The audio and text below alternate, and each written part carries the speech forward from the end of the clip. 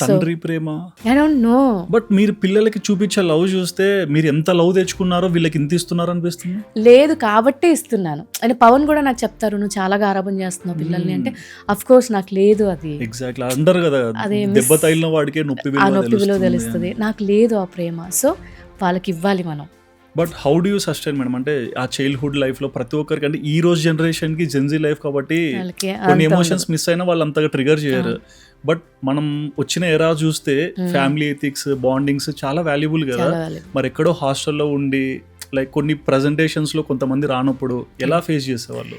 ఏమంటారు, అది ఇన్నర్ గా ఉండిపోతుంది. కానీ మనం బట్ ఎందుకు అని అడగలేని వయసు, మేడం మీరు అప్పుడు ఎందుకు అని అడగలేని వయసు, ఏం జరిగిందో తెలియదు. ఇప్పుడు పిల్లలన్నా వాళ్ళు అర్థం చేసుకోగలుగుతారు. మనకి అంటే ఆ టైంలో మా అమ్మని క్వశ్చన్ చేసే అంత లేదు. అమ్మ హాస్టల్లో ఉండమంది, హాస్టల్.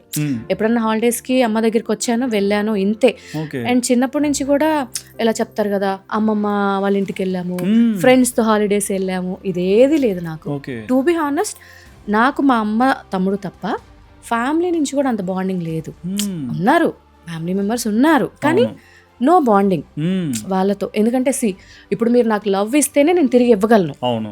ఓకే, మీరు ఇవ్వనప్పుడు ఒక కమర్షియల్ వేలోనే నన్ను చూస్తున్నప్పుడు ఎక్కడో ఒక పాయింట్ ఆఫ్ టైంలో అనిపిస్తుంది, వీళ్ళ కోసం నేను ఎందుకు పెట్టాలి, ఉంటుంది, వీళ్ళ కోసం నేను ఎందుకు చేయాలి అని రియలైజ్ అవుతాం కొన్ని రోజుల తర్వాత. ఏమైందంటే ఫస్ట్ బాధ వస్తుంది మనకి, అరే మనం ఎంత ప్రేమిస్తున్నాం, వీళ్ళు ప్రేమించట్లేదు.